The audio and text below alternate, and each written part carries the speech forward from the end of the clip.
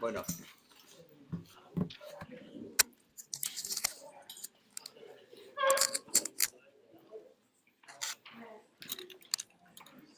Tengo que decir que yo de poca fe hoy he impreso menos hojas porque muchas personas decían, es que no podemos llegar hoy, no vamos a llegar.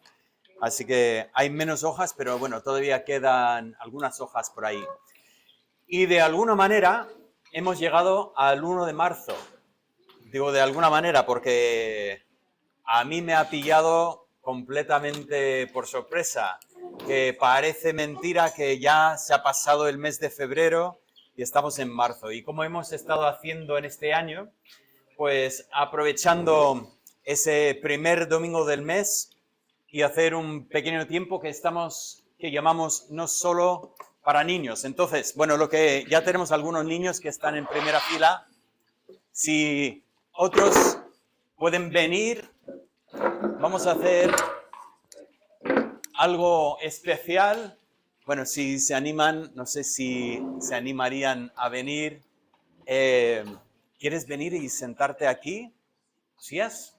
¿Te pones aquí con los chicos? ¿Con los banquitos estos? Bueno, muy bien, muy bien. Bueno, tengo una pregunta para vosotros. Mira, tenemos uno más para el banco, perfecto. Qué bien, chicos. Bueno, una pregunta para vosotros. ¿Vosotros hacéis todo lo que hacen los demás? O sea, si otros hacen algo, ¿automáticamente lo haces tú? Bueno, tenemos uno que contesta con honestidad. A veces es una situación difícil, ¿no? Si todo el mundo lo está haciendo, pues hay mucha presión para hacerlo también. Sabes que no solamente es una cosa de los niños, también pasa a los adultos. Bueno, yo voy a poner un vídeo aquí para nosotros en un momento, pero es un vídeo en que alguien hizo algo en una pequeña trampa. Pues hicieron como si fuese un médico y trajeron a muchas personas y les dijeron, mira, vamos a poner el sonido de una campana y cuando escuchéis la campana quiero que todo el mundo se ponga de pie y luego se puede volver a sentar. Entonces vino una chica que ella no sabía nada, ella pensaba que estaba yendo para ver al médico. Entonces ella vino y se sentó junto con el resto y estaban ahí y de repente se escucha una campana. Todos se ponen de pie. ¿Qué pensáis que hizo la chica? No, es una chica grande, es una chica mayor. ¿Tú crees que se puso de pie? Venga, vamos a ver lo que pasa. Adriel.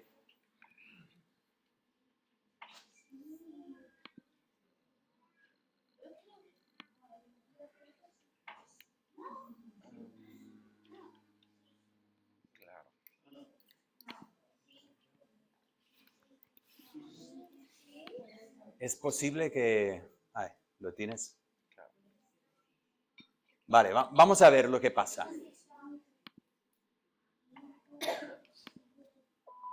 Vale, preste atención. Eche un vistazo a esta atestada sala de espera. Parece que están esperando al oculista, pero no. Están esperando a que entre alguien para realizar un experimento con cámara oculta. Y aquí está, justo a tiempo para su cita. Hola, ¿qué tal? Qué bien.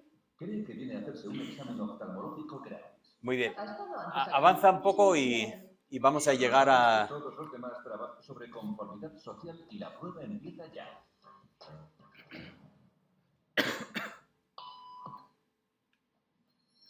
¿Ha oído eso? Estas personas seguro que sí.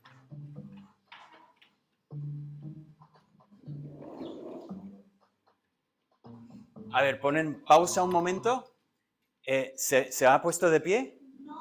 No, no se ha puesto en pie. A ver, vamos a seguir viendo. Nuestra protagonista no tarda mucho en notar un patrón.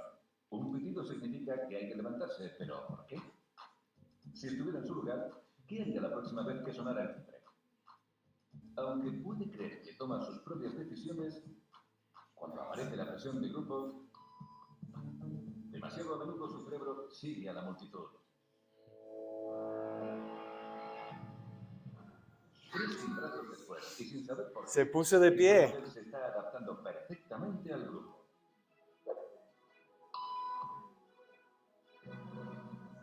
Pero, ¿qué pasa si nos llevamos al grupo? Bueno, vamos a pausar un momento. ¿Qué pasa si llevamos al grupo? Ella se puso de pie la segunda vez, la primera vez no, pero la segunda vez sí. Pero ¿qué pasa si se van los demás? Se queda ahí sentada. Bueno, avanza un poco, que van llamando a la gente uno por uno. Sí, sigue ahí. Nadie la está observando, salvo nuestras cámaras ocultas. ¿Qué cree que hará?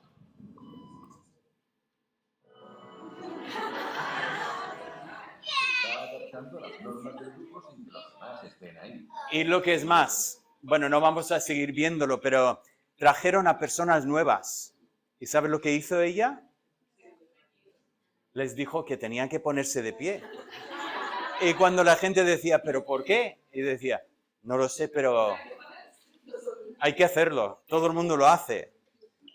¿Sabes que es muy fácil que seamos influenciados por los demás? Ahora, puede ser bueno. Puede la gente influenciarnos en cuanto a lo que es correcto y bueno, pero muchas veces es para lo mal. Y tenemos que tener cuidado que no caigamos en el error de simplemente hacer lo que hacen los demás. Y sobre todo espiritualmente, ¿a quién tenemos que obedecer? ¿Hacer lo que hace todo el mundo? ¿O tenemos que obedecer lo que nos dice Dios? Tenemos que escuchar a Dios y lo que Dios nos dice, eso es lo que tenemos que hacer. Y esa lección no es solo para los niños, es para todos nosotros. Muy bien, podéis volver a vuestras sillas. Bueno, bien, hemos tenido razón en algunos sentidos y nos hemos equivocado en otros sentidos en cuanto a nuestras perspectivas sobre este vídeo. Pues el tema que quiero tratar hoy es el tema de la fidelidad.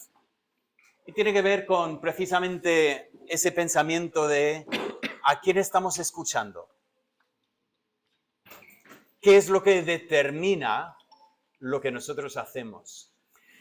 Si recordáis, estamos mirando las palabras de Jesús y hemos visto que en múltiples ocasiones en los evangelios Jesús decía, el que tiene oídos para oír, oiga.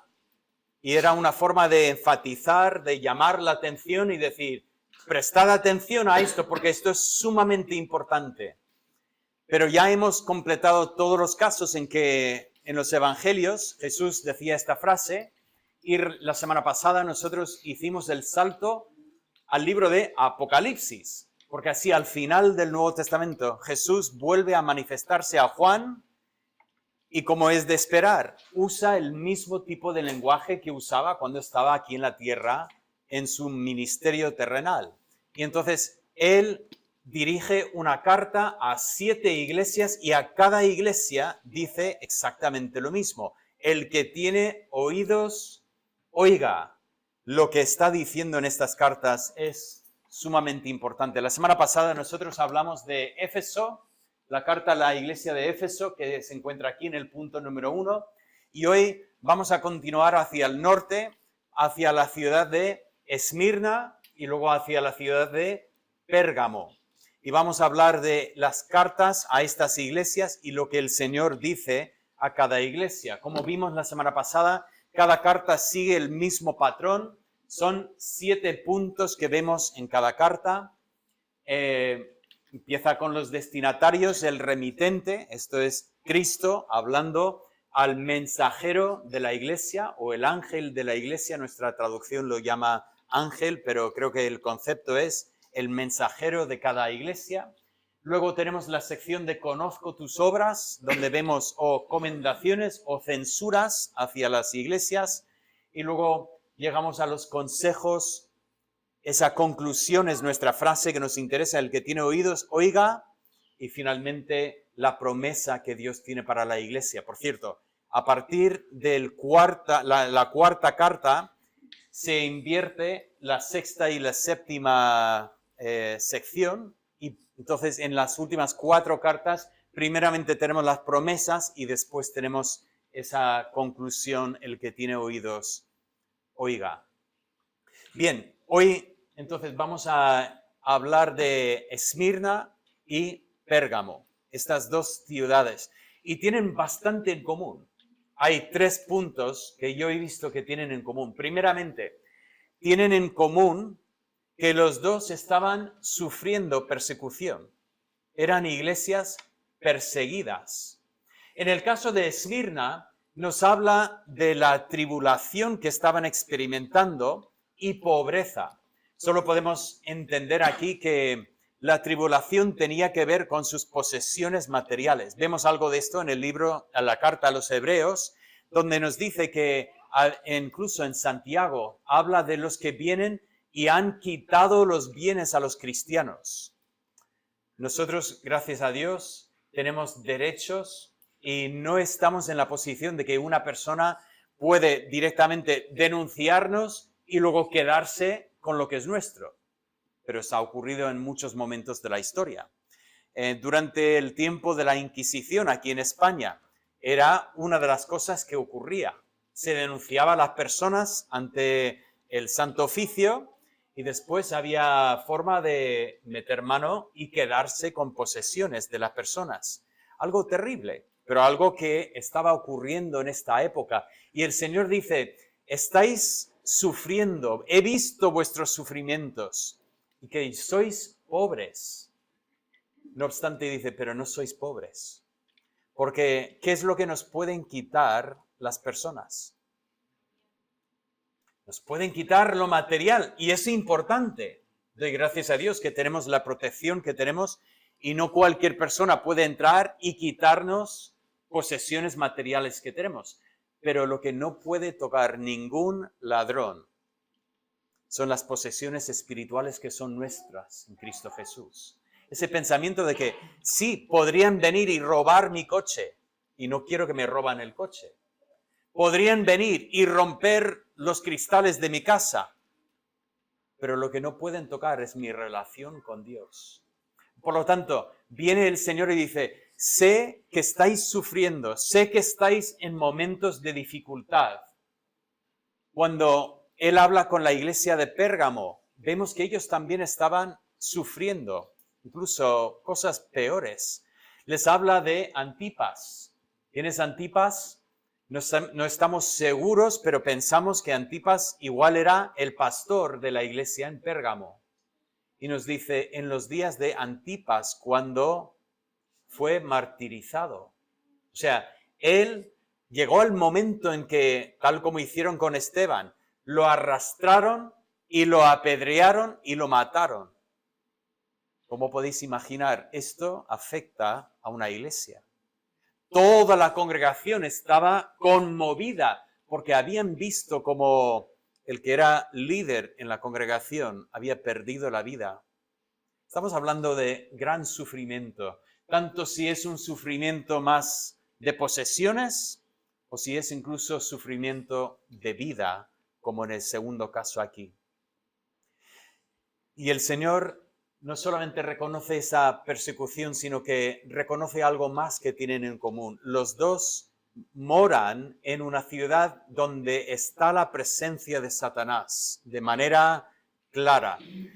Ahora, podemos decir, bueno, Satanás tiene su círculo de influencia en todos sitios. Cuidado, Satanás no es omnipresente. Satanás no puede estar en todos los sitios a la misma vez.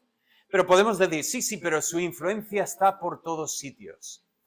Sí, pero de alguna manera aquí se habla de Satanás de una manera distinta de lo que vemos en las otras cartas.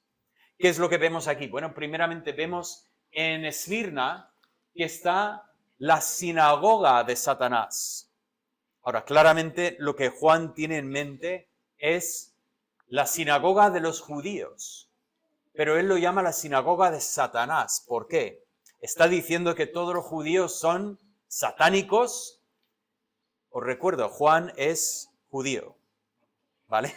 Cuando leemos a veces perdemos de vista que, claro, él no está en una posición antisemita. Él está entendiendo, yo soy judío, pero hay judíos y se congregan y realmente ellos están siguiendo las directrices de Satanás. Por lo tanto, ahí en esta ciudad, los judíos son los que están fomentando odio contra los cristianos. Esa persecución, quizás en gran parte, tiene que ver con judíos que están intentando quedarse con los bienes de los cristianos, denunciarlos. Cuando pasamos a Pérgamo, vemos una situación un poco diferente. También habla de Satanás, habla del trono de Satanás. Incluso dice, donde mora Satanás. Bueno, es curioso porque sí que sabemos algo de Pérgamo. Aquí tengo una ilustración de una de las construcciones principales en Pérgamo. Este es el altar. Claro, cuando yo pienso en altar, normalmente no pienso a esta escala. Esto es más bien un templo, pero este es el altar a Zeus. Y quizás esto es lo que Juan tiene en mente cuando, o mejor dicho, lo que Cristo tiene en mente cuando habla a Juan y le habla del trono de Satanás ahí en Pérgamo. Ese templo era un templo muy importante, era una de las maravillas del mundo antiguo. Y por supuesto había mucha presión sobre los cristianos y de hecho sobre los judíos también, a participar aquí en la adoración al emperador. Una vez más, si recordamos en ese momento, el emperador era una figura de Dios y se requería que la gente adorara directamente a César. Por supuesto, eso es un problema para un cristiano que dice, no, hay solo un Señor y yo no puedo doblar la rodilla. Pero en esta ciudad existía ese trono de Satanás y era difícil para los cristianos vivir en este contexto. Pero no solamente tenemos esa presencia, sino también tenemos los que habían infiltrado la iglesia con falsas doctrinas. Ahora, antes de continuar, quiero decir esto. Ese tercer punto no está dirigido a la iglesia de Esmirna. Que me llama la atención dos cosas. Primeramente, a veces tenemos el pensamiento de que alguien que sufre alguna dificultad, persecución, automáticamente es una persona buena y perfecta. Es fácil pensar así, ¿no? Claro, este está sufriendo persecución, es un santo. Y no es así. Vemos que en Pérgamo estaban sufriendo persecución y sin embargo, cuando Cristo viene, tiene que llamarles la atención porque no solamente vivían donde estaba el trono de Satanás, sino que algo del trono de Satanás se había infiltrado dentro de su congregación. Pero también en el segundo lugar me llama la atención que Dios no tiene que hablar así con Esmirna. No porque Esmirna era una iglesia perfecta, era una iglesia de seres humanos como tú y como yo. Personas que tenían sus problemas, sus luchas, pero es curioso, hay 2 cartas de las 7 donde Cristo no llama la atención a la iglesia diciendo algo falla en esta iglesia.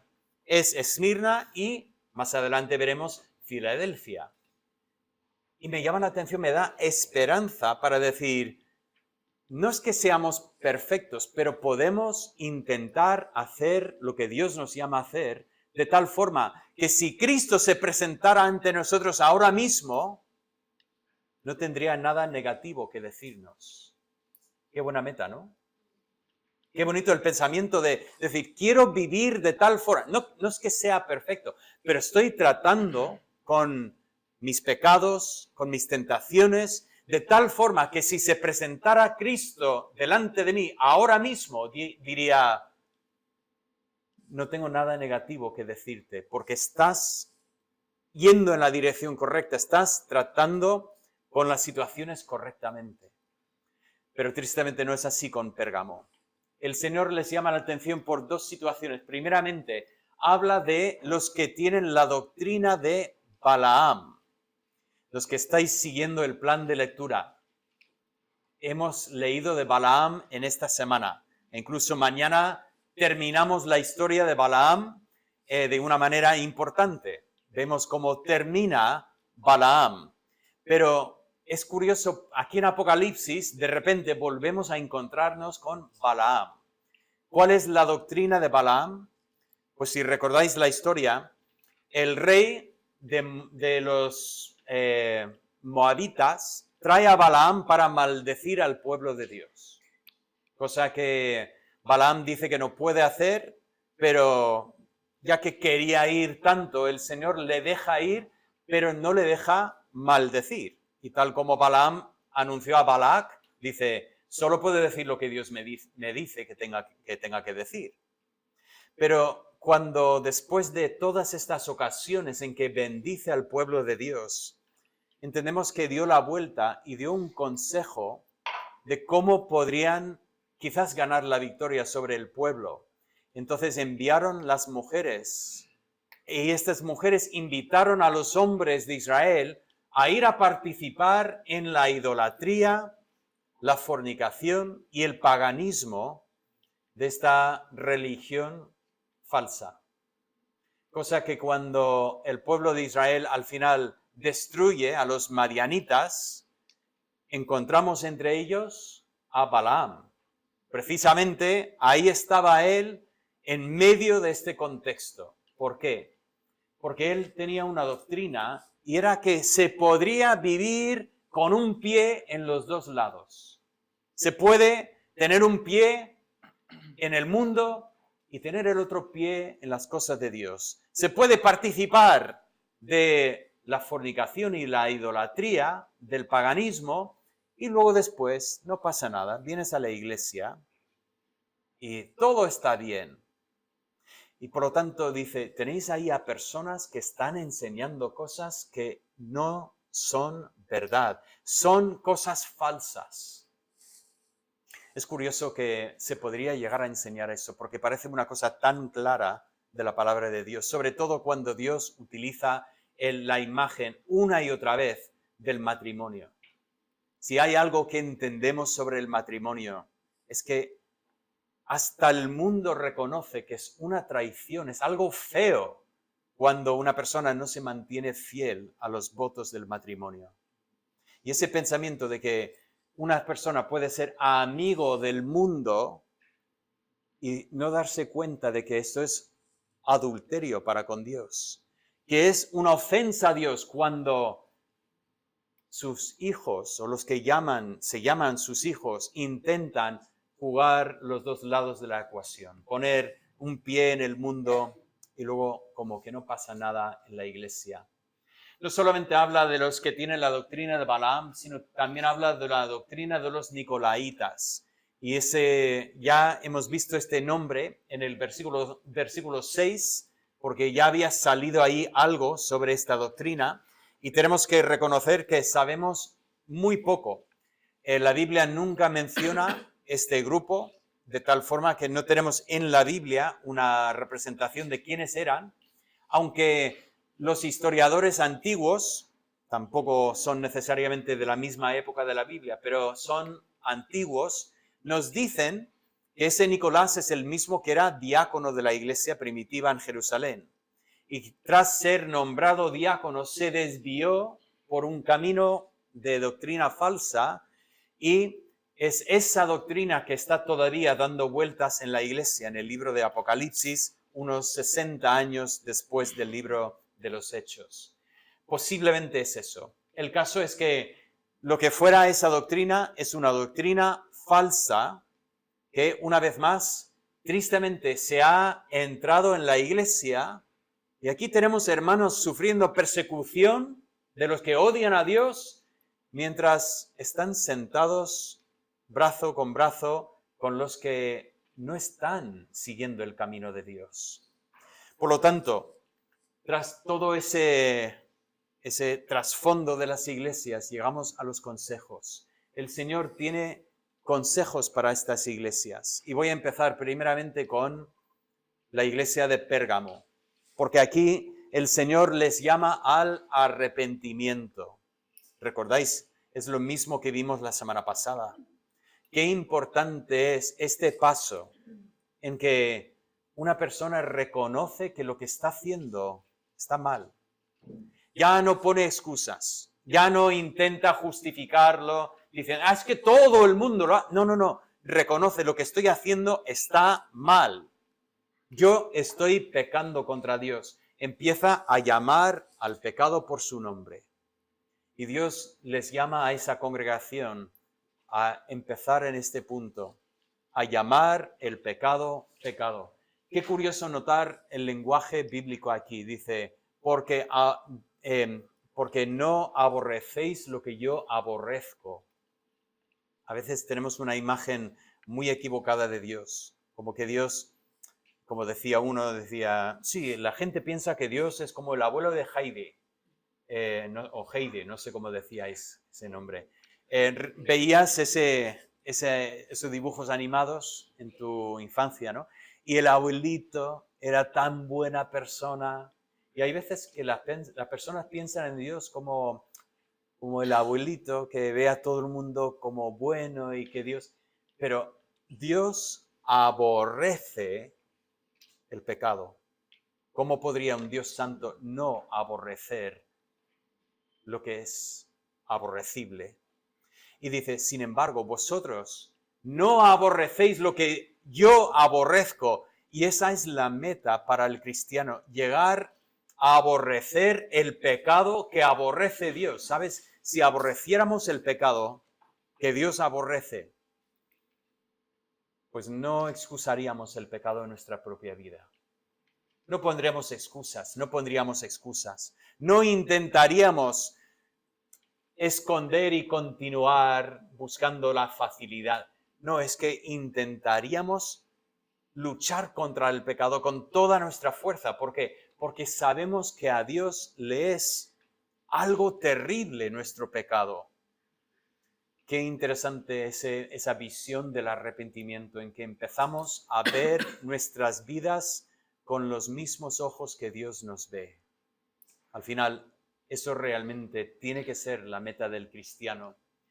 Y ese pensamiento nos lleva a, si aborrecemos lo que Dios aborrece, ¿qué tiene que hacer la iglesia con estos que están enseñando, reteniendo esta doctrina? Pues quitar esa doctrina de la iglesia.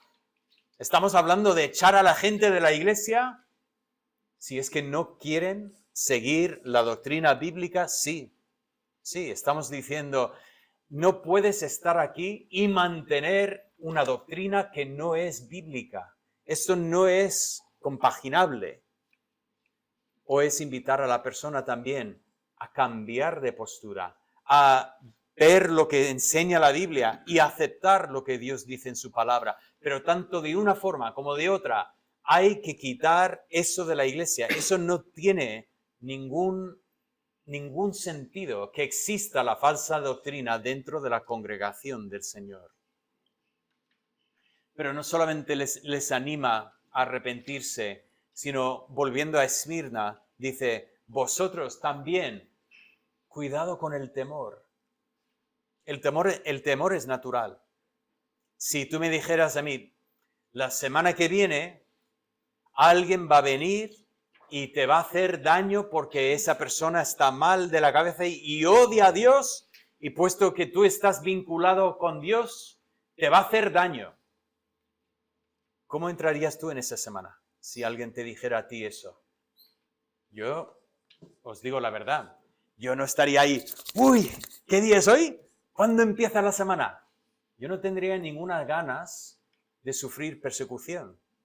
De hecho, es interesante que podemos orar para que no tengamos que sufrir persecución. Pero tenemos que estar preparados porque puede ser que es la voluntad de Dios que pasemos por tribulaciones. Pero nuestra condición humana tampoco lo desea. Y ese temor, ese miedo nos puede llevar a cerrarnos y no hacer lo que Dios nos ha llamado a hacer. ¿Alguna vez has tenido ese momento en que estabas en una conversación con una persona y tenías oportunidad de abrir la conversación y hablar del Señor y de repente has pensado, uy, ¿qué va a pensar de mí? Uy, hay mucha gente alrededor, alguien me podría escuchar. Uy, esa podría cerrar puertas para mi futuro. ¿Hemos tenido esa experiencia alguna vez? Quizás debería hacer la pregunta al revés. ¿Alguien no ha tenido esa experiencia nunca? Me sorprendería si alguien contestara que sí. Yo creo que todos hemos experimentado esta situación. Yo recuerdo un día estaba saliendo del despacho y vi a otro profesor que venía de su despacho y llegó él a la escalera primero y paró y me esperó. Y eso es sumamente raro, porque, no sé, en la universidad, sobre todo con los profesores que son de otro departamento, no siempre hay mucha conexión. Entonces, al ver que me esperaba, lo primero que pensé es, debería saber quién es este hombre. Y lo terrible de ser profesor, dices, ¿este hombre ha sido mi alumno en algún momento? ¿He dado clase a este hombre y no me acuerdo de él? El caso es que llegué y le saludé, digo, buenas, y empecé a bajar y noté que él estaba bajando detrás de mí. Entonces di la vuelta y digo, perdón, muchas gracias por saludarme y lo siento, que es que no estaba acostumbrado, pero lo que has hecho es un gesto muy bonito. Y dice, no, es que te he visto muchas veces, pero nunca habíamos hablado, así que pensé que sería bueno hablar. Dice, mira, un día quedamos y tomamos un café.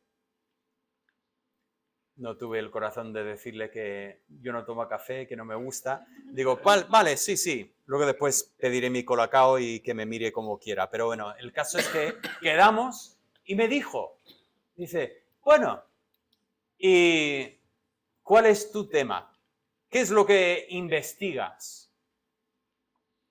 Yo tuve un momento de estos que dices, voy por lo sano, por lo fácil, le digo que he estudiado traducción e interpretación, hice una tesis sobre la teoría de la traducción y cómo influye sobre las traducciones literarias. Y pensé, no lo voy a hacer. Le dije, bueno, estudié sobre la traducción bíblica. Y me dijo, vaya, pues supongo que tiene que haber de todo en este mundo. Vamos, ese comentario ya sabía que no le había hecho mucha gracia. Y sabes que yo pensé en mi mente, se acabó, este hombre no volverá a hablar conmigo en la vida. Sabéis que vino a mi despacho 2 semanas después y me dijo, oye, yo organizo conferencias y tuve un médico que iba a venir a dar una conferencia y me acaba de llamar y me dice que no puede venir. Y yo pensé, pues la Biblia dirá algo sobre ese tema. ¿Querrías venir para hablar sobre la Biblia? Y lo mejor de todo es, me pagaron. Vamos. Y digo, yo casi cerré una puerta por miedo, que sinceramente es un miedo que ni tiene sentido, ni tiene lógica. Yo intento pensar en esa historia cada vez que tengo oportunidad de hablar, porque digo, yo no quiero perder las oportunidades que Dios me da. Cristo habla a la iglesia y dice, no tengáis temor. Estáis sufriendo, pero no tengáis temor. Pero lo que dice a continuación es sumamente interesante. Dice, ¿sabes que el diablo va a echar a alguno de vosotros en la cárcel y os probará? El pensamiento es que algunos de la iglesia van a terminar en la cárcel y va a ser una prueba para toda la iglesia. Fíjate, a veces estamos en un momento de tribulación e imaginamos si el Señor hace algo va a ser mejor. Pero a veces se empeoran las situaciones antes de que se mejoren. ¿Estamos preparados para eso? ¿Estamos preparados para si en la voluntad de Dios tenemos que sufrir más tribulación, ¿estamos dispuestos a hacerlo? Es interesante. Yo diría que contarles eso les entraría más miedo, pero el Señor está diciendo, no tengáis miedo, aunque la situación incluso sea peor. Entonces dice, vais a sufrir tribulación o vais a tener tribulación durante 10 días. Ahora, se puede entender de manera literal, es una semana y media de dificultad, o podría ser que está diciendo un tiempo limitado. Yo personalmente lo entiendo como un tiempo limitado. O sea, vais a tener más problemas. Habéis tenido problemas hasta ahora, pero vais a tener más problemas, pero es un tiempo limitado. El miércoles hablamos de la soberanía de Dios y las dificultades en esta vida. Y uno de los puntos que comentamos es que sí, tenemos que sufrir tribulación en este mundo, pero menos mal, no es todo lo que hay. Menos mal que es limitado, porque esta tribulación leve y momentánea da lugar a un eterno peso de gloria para el creyente. ¿Vamos a tener dificultad en esta vida? Sí, pero el Señor lo tiene bajo control y es un tiempo limitado. Y después viene el tiempo con Él para siempre. Por lo tanto, ¿por qué tenemos miedo? ¿No estamos en las manos de Dios? ¿No está Él con nosotros? Da igual la situación que sea. No solamente es no tener miedo, sino no ceder ante la tentación. Y les llama a la fidelidad. Y eso es lo que nosotros estamos hablando hoy, de ser fieles, de ser constantes, de hacer lo correcto, no importa lo que está pasando. Y les llama a ser fieles incluso hasta la muerte. No dice que todos vais a morir. Es curioso, dice, van a echar a algunos en la cárcel y la tribulación durará poco tiempo. Pero ahora dice, pero sed fieles, no importe lo que pasa, hasta el final, hasta la muerte incluso. ¿Por qué? Porque yo os daré la corona de vida. Dios tiene una corona que es vida para nosotros. ¿Y no vamos a ser fieles a Él hasta la muerte? Y con eso llegamos a nuestra frase importante. Él llama la atención, dice, escuchad bien lo que estoy diciendo, porque esto es importante. Esto no es solamente para unos cuantos hermanos que están en 2 iglesias, esto es para todas las iglesias. Esto es lo que el Espíritu está diciendo para todos nosotros, esa importancia de la fidelidad. Y tenemos 2 promesas para terminar. El que venciere, el pensamiento es, el que llega a vencer, el que hace lo que Dios le ha llamado a hacer, el que es fiel a Cristo, no sufrirá la segunda muerte. Al final de Apocalipsis vemos 3 veces esa mención de la segunda muerte. ¿Qué es la segunda muerte? Pues todos tenemos que morir una vez, a no ser que Cristo vuelva y que nos lleve a su presencia. Yo personalmente voto que sí. Pido que así sea, pero fuera de esta situación, todos vamos camino a la muerte física. Y tampoco tenemos muchas ganas de pasar por la muerte física. Tampoco estamos ahí contando los días, deseando que llegue la muerte física. Pero la Biblia dice que hay algo más terrible que la muerte física, y lo llama la muerte espiritual, o aquí la muerte segunda. Es una separación, no del cuerpo, sino una separación de Dios eternamente en el infierno. Y aquí dice, oye, esto de fidelidad es tan importante porque los que son fieles a Cristo viven sin preocupación en cuanto a la segunda muerte. Me toca, por supuesto, decir mi versículo favorito del apóstol Pablo. Recordáis que eso es lo que hay que poner en mi tumba, ¿vale? Para los que están en Cristo Jesús, No hay miedo de la segunda muerte porque no hay condenación. Sí, la muerte podemos temer por ese momento, el dolor que podría conllevar la muerte, esa separación de seres queridos que tenemos en esta tierra, pero no hay miedo sobre lo que pasa en la muerte, porque yo sé que en el momento que yo abandono este cuerpo, estoy en la presencia de Dios, porque todos mis pecados han sido pagados por Cristo en la cruz. Por lo tanto, no hay condenación, no hay miedo de la segunda muerte. Tenemos que ser fieles al Señor. ¡Qué promesa más grande! Y no solo eso, sino termina hablando a la iglesia de Pérgamo del maná escondido y de una piedra blanca con un nombre nuevo. Esto es un versículo bastante complicado y los comentarios pues tienen muchas opiniones sobre el maná escondido y la piedrecita blanca con el nombre puesto.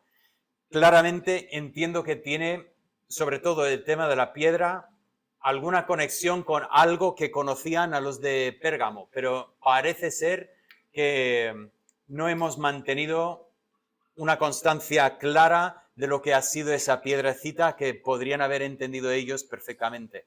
Pero lo que yo entiendo aquí es que el Señor está hablando de una comunión íntima con los que son fieles a Cristo. Entiendo el maná escondido.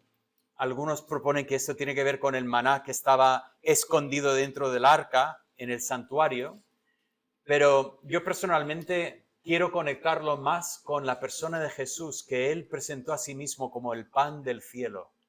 En ese pan del cielo claramente está vinculándolo con el pensamiento del maná. Él dice, qué bonito hubiera sido estar en Israel, viajar por el desierto y todas las mañanas despertarse a un manjar que estaba sobre el suelo para solo recoger y comer. Qué bonito sería comer de la provisión diaria de Dios. Bueno, de hecho, los que comían de esa provisión se quejaban y al final trajo Dios pues ese castigo sobre ellos porque no estaban contentos con esto. Pero Cristo dijo, ellos comieron del maná de Dios y llegaron a morir. Pero dice, yo soy el pan del cielo, yo soy el verdadero pan que desciende, y el que come de mi carne y bebe de mi sangre, cosa que los judíos, intentando entenderlo literalmente, tomaron ofensa, pero cuidado, no está diciendo lo que nosotros celebraremos la semana que viene, Dios mediante, la mesa del Señor, en que beberemos del fruto de la vid y tomaremos del pan sin levadura, sino que aquello representa esa verdad que Cristo decía. Cuando llegamos a participar de Cristo, cuando llegamos a tener comunión con Cristo, Él dice, vuestros padres comieron y murieron, pero el que come de este pan nunca morirá. Y eso es lo que entiendo aquí. Este es el maná escondido, es Cristo. Y dice, vale la pena ser fiel a Cristo porque Cristo es el que nos da esa comunión con el Padre. Y ese nuevo nombre que vemos aquí, esa piedrecita blanca con el nuevo nombre, claramente habla del cambio en la vida del creyente en que recibimos un nuevo nombre. Pensamos en todos los personajes bíblicos que recibieron un nuevo nombre. Abraham, que se convirtió en Abraham, su esposa Sarai en Sara, Jacob en Israel. Todos estos personajes que recibieron un nuevo nombre. Y nosotros también hemos recibido un nuevo nombre en Cristo. Somos distintos. Él ha hecho una transformación en nuestras vidas.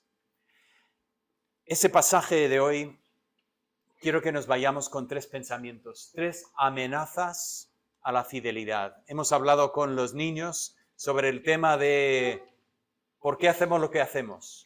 Y tristemente, incluso adultos, podemos ser llevados por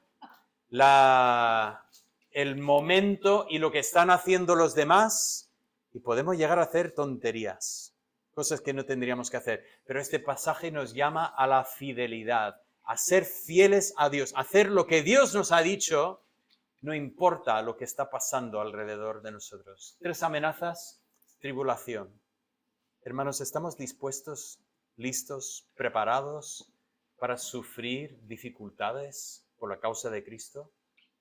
¿Estamos preparados para que se rían de nosotros? Hoy en día no tenemos mucho más que podríamos sufrir, sinceramente.